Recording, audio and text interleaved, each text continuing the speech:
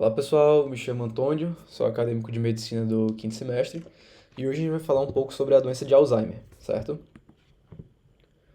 Bom, primeiramente, uma abordagem com relação à introdução, à epidemiologia, à fisiopatologia e o diagnóstico e, por fim, o tratamento.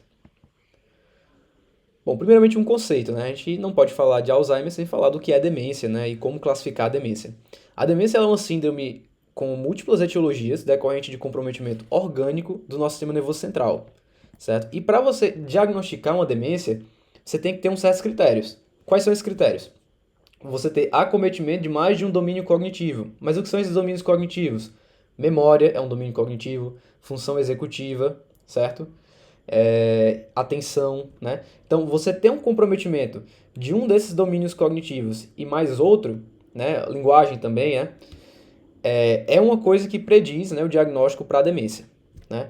Você tem um prejuízo muito grande à rotina anterior do paciente, então um paciente, sei lá, que ele era engenheiro, né, arquiteto, ele tinha essa habilidade com desenho e tudo mais, e aí do nada ele tem uma dificuldade, do nada não, um quadro mais insidioso, né? Ele acaba tendo dificuldade de fazer desenhos, de ter essa construção visoespacial desenvolvida. Então isso aí é um prejuízo à rotina do paciente, provavelmente é um sinal também preditivo de demência que não seja explicável por algum outro tipo de etiologia, como por exemplo delirium, né, terminando com o M, né, que é diferente de delírio. O delirium com o M, ele é um estado transitório onde tu tem uma flutuação cognitiva, certo? Mas ele se resolve, né? Ele não é algo insidioso assim que vai ser crônico, né, como é a demência, certo?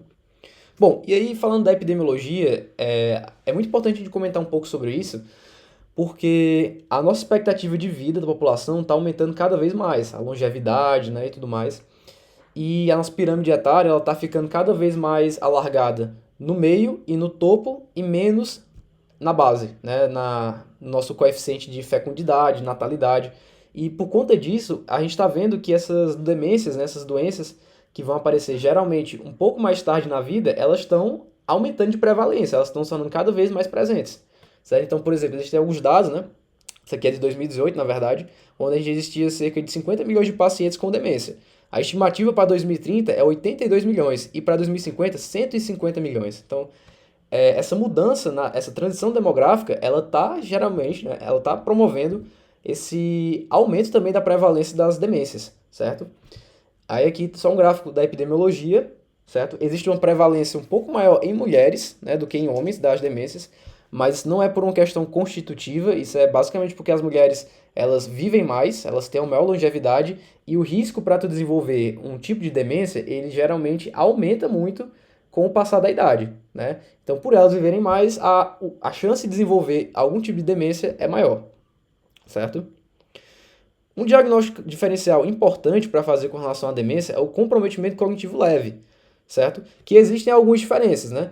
Lembre daqueles critérios diagnósticos da demência que eu falei que tinha que ter prejuízo da rotina anterior do paciente, né? Isso é um ponto importante, porque diferencia, né? A demência tem esse comprometimento para ter problema na rotina anterior, mas o comprometimento cognitivo leve, ele não tem esse problema, né?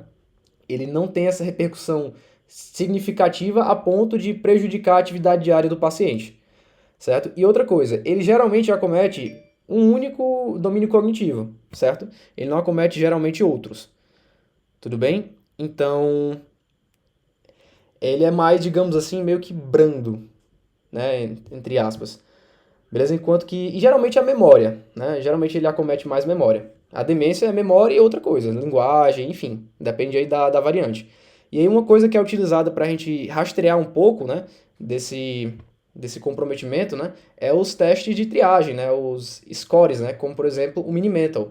O Mini-Mental vai ser esse teste de triagem que vai ser pontuado de 0 a 30 e que ele vai avaliar orientação, memória, atenção, né, linguagem, e aí ele vai servir para o médico ter uma noção de que domínio cognitivo está mais comprometido naquele paciente. Só que esse teste ele não é diagnóstico. Então, por exemplo, ele pontuou 24, com certeza Alzheimer. Não, não é por aí, entende?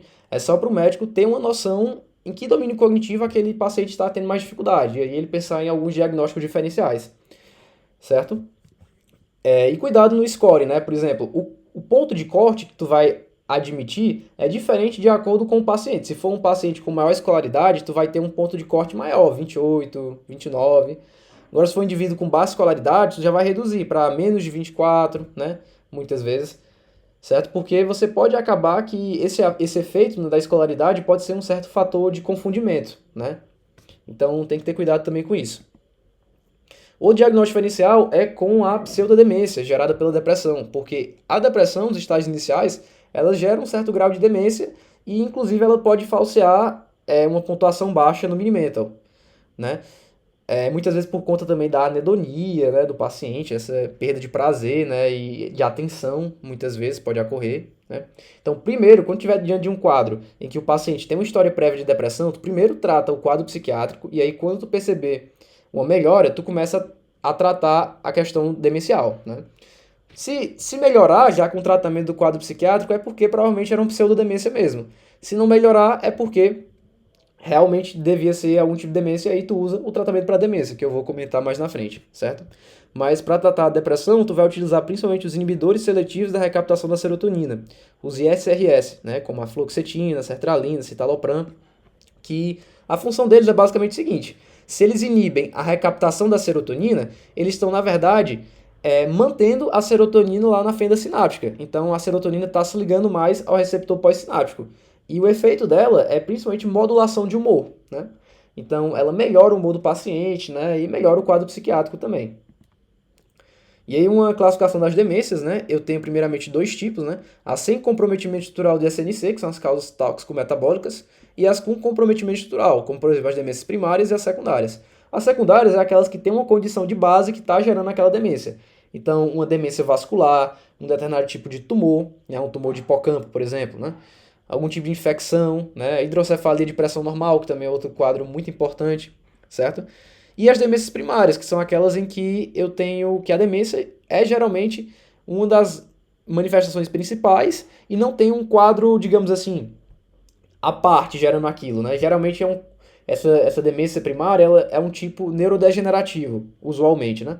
Então, aqui nesse caso aqui, com a demência sendo a manifestação clínica principal, eu tenho a doença de Alzheimer, principalmente, certo? Bom, e aqui a gente vai falar um pouco sobre a doença de Alzheimer. Primeiramente, um breve retrato da epidemiologia, né? É o quadro demencial mais prevalente na sociedade, corresponde a cerca de 60 a 70% dos casos de demência na sociedade, né? A prevalência ela é maior em mulheres por conta da longevidade, como eu já havia comentado, né?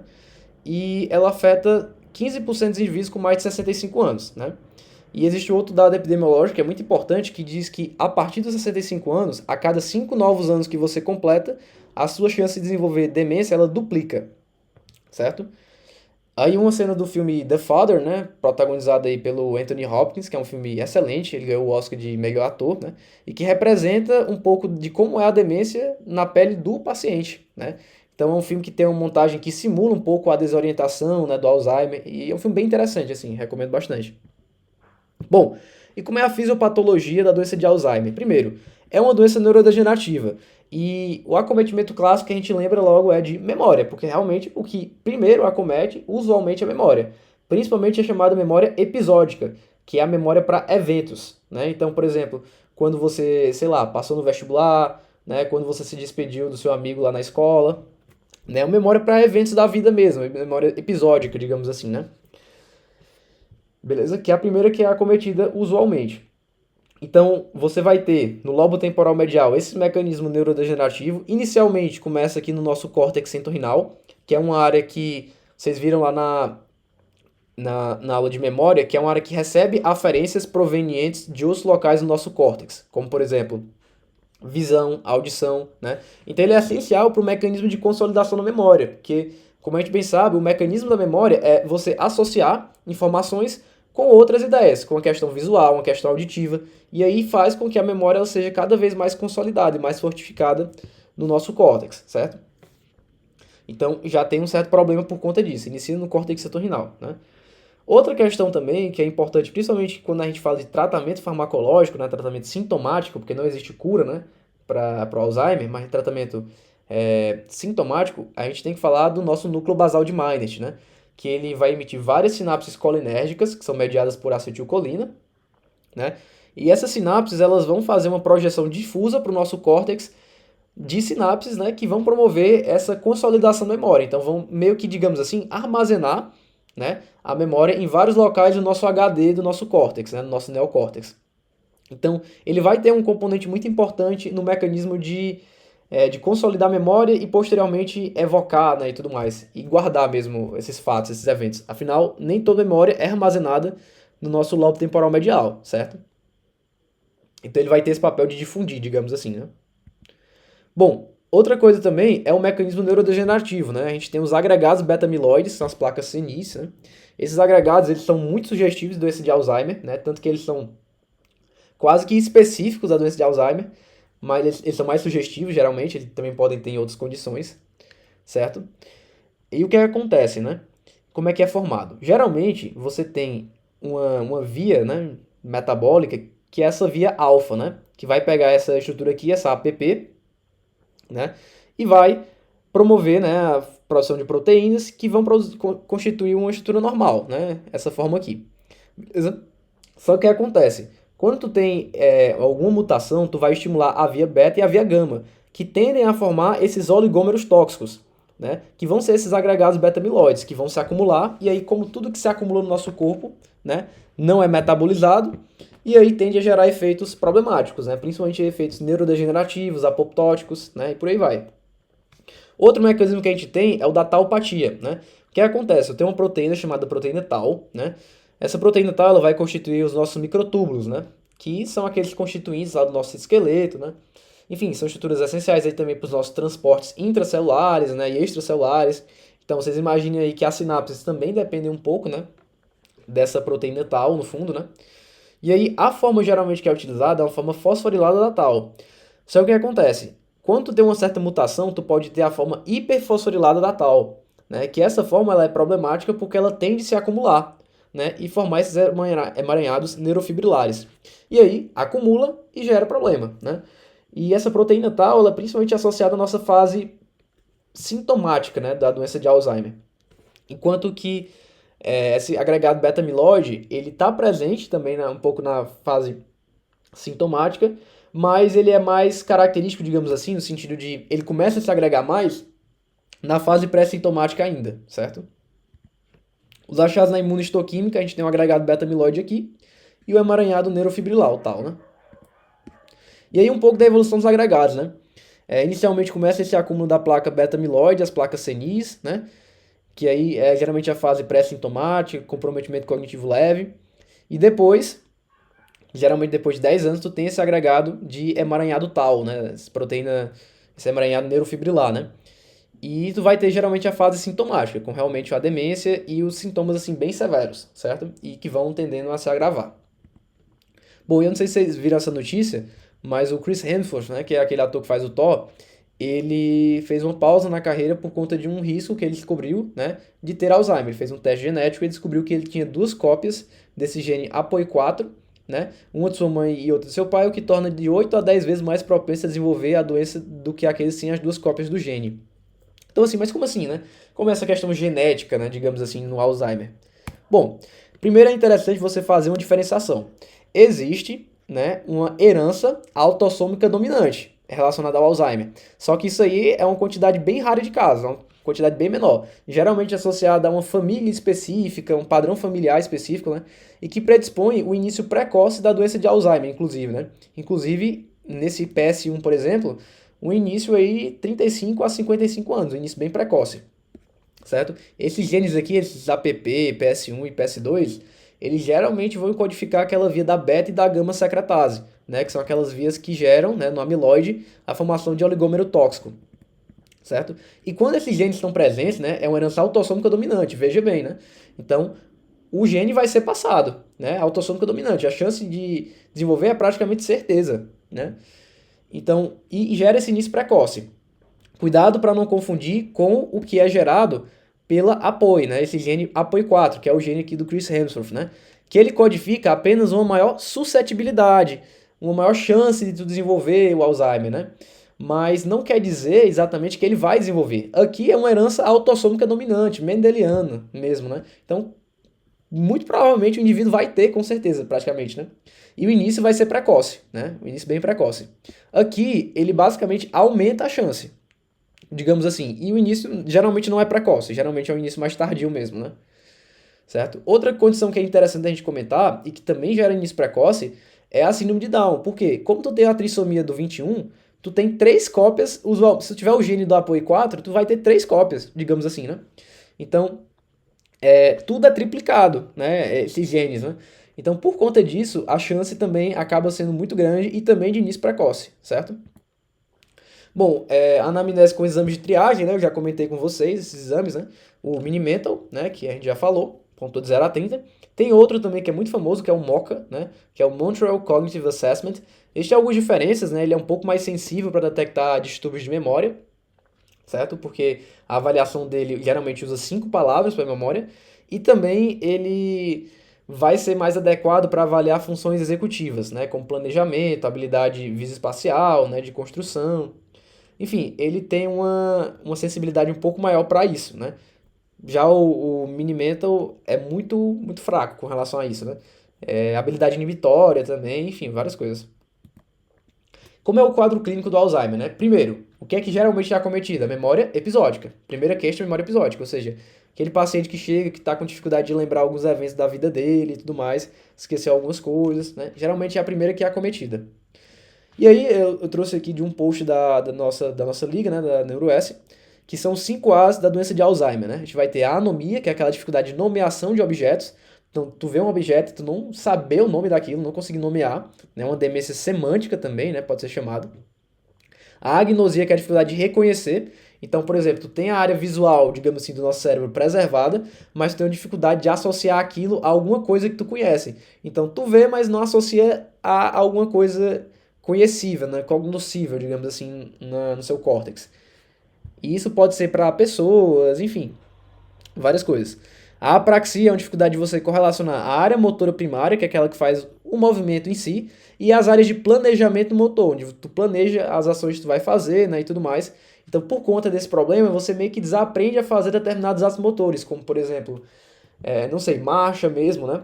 De você andar, a apraxia de marcha é uma apraxia bem comum, né? Ou de realizar algumas atividades, né? Enfim, isso é a apraxia, né? A amnésia é déficit de memória, né? E déficit mnemônico, né? E a afasia é esse déficit linguístico, né? Essa dificuldade de expressão. Inclusive, não sei se vocês viram a notícia, né? Mas o Bruce Willis, inicialmente ele foi diagnosticado com afasia, mas aí recentemente saiu o resultado de que ele, na verdade, está cometido com demência frontotemporal, né? Então, assim, um quadro muito triste, né? Ele tem essa variante, digamos assim, mais linguística, né? Da demência frontotemporal, beleza? Existe uma questão linguística e também uma questão muito forte executiva, certo? Por conta desse acometimento frontal, né? De desinibição, né? Entre outras coisas. Então tu tem três fases geralmente do Alzheimer: a fase inicial, a intermediária e a tardia, beleza? A inicial geralmente tu tem esses lapsos de memória recente, né? Algumas mudanças de comportamento, certa teimosia, mas geralmente é algo mais, digamos assim, entre aspas, tranquilo, né? Não é uma manifestação tão grave assim, né? Agora na fase intermediária, tu tem uma perda de memória muito intensificada, tu tem uma dificuldade de reconhecer pessoas que não são seus parentes mais próximos, né? A gente tem também um estranhamento com relação ao ambiente familiar, da casa, né? Digamos assim, né? Uma desorientação no tempo e espaço pode acontecer, uma certa agressividade, né?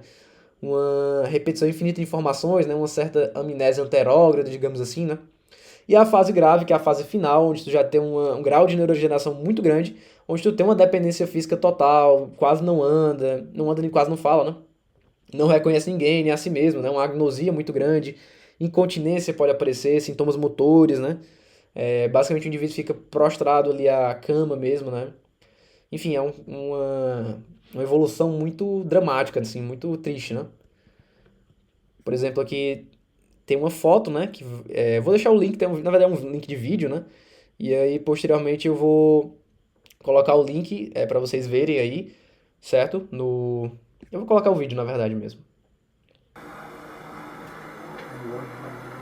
Então, tu vê que o paciente, ele tá bem... Ele tem uma expressão realmente de desorientação, né? Uma questão motora importante, né? Então, assim, uma afasia também, você vai ver que ele vai falar muitos neologismos, né? Enfim, um quadro bem dramático. Vou deixar o link direitinho para vocês verem, certo? É o link do vídeo no YouTube mesmo. Mas só para vocês terem uma noção por enquanto, mas vou deixar o link, certo? Então, outra coisa também importante de a gente avaliar são os exames de imagem, certo? Aqui a gente tem uma ressonância magnética ponderada em T1, né? Na T1, geralmente, o que que a gente tem? A gente tem uma substância branca, geralmente aparecendo mais esbranquiçada, e a substância cinzenta um pouco mais cinzenta mesmo, né? Um pouco mais escurinha, né? E cinzenta eu digo no sentido mais para escuro, certo? É o que a gente chama de visão mais anatômica, digamos assim, seria o mais próximo da visão que a gente tem anatômica da peça. Mas uma comparação aqui, né? O que é que a gente percebe no Alzheimer? Uma atrofia aqui de lobo temporal e principalmente de lobo temporal medial, né? Compare aqui as duas regiões, né? Outros exames que a gente pode usar, o SPECT e o PET. O SPECT, ele é a tomografia por emissão de fóton único, né? Que vai geralmente avaliar a perfusão, ou seja, a quantidade de sangue que vai chegar em determinada região, certo? E geralmente a gente associa maior quantidade de sangue, né? Maior perfusão, maior metabolismo, né? Então, as regiões que vão aparecer mais violeta aqui no meio e tudo mais, são regiões que são menos perfundidas, e aí entende-se que está ocorrendo um processo neurodegenerativo ali. O PET, ele é outro, né? É a tomografia por emissão de pósitrons, né? Ele vai avaliar, na verdade, o metabolismo da glicose, e a glicose a gente sabe que é o principal substrato aí que vai ser utilizado para nossas vias energéticas, né? Então, se você tem um hipometabolismo, geralmente você vai entender aquilo como sendo um comprometimento de funcionamento, né? Uma atrofia, né? Então, regiões mais violeta também vão ser regiões de hipometabolismo, né? Provavelmente regiões que teve atrofia mesmo, né? Que teve esse quadro do Alzheimer, né? Neurodegenerativo. Tratamento farmacológico. Lembrando que o tratamento ele é dos sintomas, não existe cura pro Alzheimer, certo? Até porque a cura, se existisse, seria inibir aquele mecanismo ali da fosforilação da tal ou da beta-amiloide, mas é algo que a gente não tem tecnologia e droga confirmada para fazer aquilo, é uma questão bem minuciosa mesmo, e complicada, beleza? Mas é uma coisa aí para a medicina avançar no futuro, né? E aí, a principal droga que a gente vai utilizar são os inibidores da acetilcolinesterase. Eu vou já explicar qual é o mecanismo de ação deles, né? Tacrina, donepezil, rivastigmina e galantamina, né? A tacrina, no caso, ela era uma das drogas de primeira escolha, assim como essas outras três, mas aí ela foi meio que, digamos assim, rebaixada, né? Porque ela tinha um efeito hepatotóxico muito grande, né? E é meio complicado, porque o fígado, ele metaboliza uma série de fármacos, né? Então, se tu gera uma toxicidade sobre o fígado, tu gera um problema muito grande, né? Para metabolizar os medicamentos, né? Principalmente idoso, que consome geralmente vários medicamentos, né? Usa, certo? Então a gente tem o donepezil, rivastigmina e galantamina. Geralmente se recomenda muitas vezes o donepezil por conta da posologia, né? Uma quantidade de doses aí melhor, né, para o paciente. Ele tem alguns efeitos tóxicos, né? Náusea, diarreia, vômito, mas isso é por conta do efeito colinérgico, né? Que eu já falo comentar, né? Um efeito adverso. E a gente tem também os antagonistas do glutamato, o antagonista do NMDA, né? Do receptor de glutamato, que é um fármaco chamado memantina. Eu já vou comentar qual a ação dele e por que ele é utilizado. Bom, princípio farmacodinâmico, né? Como é que funciona? Qual o mecanismo de ação, né, da droga? Então, o que acontece? Lembra que eu tinha aquele núcleo basal de Meynert, né, que tinha uma sinapse colinérgica, né, mediada por acetilcolina, e que servia meio que para espalhar as memórias, digamos assim, armazenar as memórias em outras regiões do HD, né, do nosso neocórtex. Beleza. Aí eu quero que vocês lembrem um pouco da sinapse colinérgica que a gente viu lá na aula de sinapse, certo? O que acontece? Geralmente quando a acetilcolina ela vai ficar sobrando na fenda sináptica, ela é degradada pela acetilcolinesterase, que é essa enzima que quebra a acetilcolina em acetil e colina, certo? Beleza. Só que aí o indivíduo que tem esse problema neurodegenerativo, ele já vai ter um déficit de acetilcolina. Então, se tu tiver uma enzima ainda prejudicando isso aí, diminuindo ainda mais o restinho que sobra ali de acetilcolina, é pior, né? Então, o que acontece? Tu vai usar uma droga que inibe essa enzima e aí, por conta disso, aumenta, digamos assim, a disponibilidade de acetilcolina. Mantém aquele restinho de acetilcolina que geralmente fica na fenda sináptica. E aí, ele vai ter um efeito sintomático, certo? De melhorar os sintomas, né? Principalmente o sintoma aí, cognitivo, né? Da memória e tudo mais. Mas, entendam, não é curativo, não cura, né? É apenas sintomático, para tentar melhorar um pouco dos sintomas, certo? Então, inibidor de colinesterase vai promover o quê? Aumento da disponibilidade de acetilcolina, aumento aqui dessa sinapse, né? Uma certa manutenção dessa sinapse aqui que está prejudicada, geralmente, né? No Alzheimer. Memantina, né?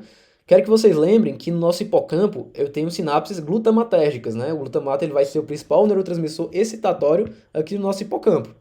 Só que aí tem um detalhe importante. O glutamato ele tem um receptor chamado de receptor NMDA. Esse receptor ele tem um detalhe, ele é permeável a sódio, mas também é permeável a cálcio. Lembrem lá que a gente comentou na de sinapses, né? Na sinapse e na de memória. E esse cálcio, muitas vezes, ele é importante para uma série de fatores, né? Como, por exemplo, a consolidação da memória e tudo mais. Só que, por algum motivo, no indivíduo que tem Alzheimer, ele pode acabar gerando um certo problema. Por quê? Porque esse acúmulo de cálcio, ele pode favorecer aquele mecanismo fisiológico de consolidação da memória, mas o cálcio, ele é cofator por uma série de outras enzimas, né? Inclusive fosfolipases, proteases. Fosfolipases podem acabar degradando, né, a nossa membrana, né, que é de fosfolipídio. E um dos critérios para a apoptose é justamente um dano membranar que seja quase que irreversível, né? Um dano membranar assim pesado. E aí, se tiver essas enzimas, né, elas podem ser tóxicas e desencadear um mecanismo de apoptose, piorando ainda mais o quadro de neurodegeneração, né, o quadro neurodegenerativo. Né? Então, por conta disso, nas fases intermediária para tardia, eu tenho que usar a memantina para tentar reduzir esse efeito excitotóxico. O que é que a memantina faz? Ela inibe esse receptor NMDA. Então ele vai impedir esse efeito excitotóxico que é feito pelo receptor NMDA e pelo cálcio. Certo? Então, na fase intermediária para tardia, tu usa memantina e inibidor de colinesterase. Geralmente é assim o tratamento, beleza? E aí o motivo da memantina é esse efeito excitotóxico. Bom, e aí só para revisar um pouco, né? É uma questãozinha bem básica. Então vamos lá. Qual das seguintes funções cognitivas geralmente é mais prejudicada no início do curso da doença de Alzheimer? Como eu comentei com vocês, a primeira que é acometida geralmente é a memória episódica, a memória para eventos. Então, por exemplo, o que é que você fez quando você tinha 15 anos, né? O dia que você completou 18 anos, o dia que você comprou seu apartamento, enfim, entrou na faculdade. Então, geralmente a memória é episódica, a primeira comprometida, certo? Então é isso, pessoal. Aqui estão minhas referências. Muito obrigado e qualquer dúvida é só deixar aí nos comentários, tá certo? Valeu, pessoal.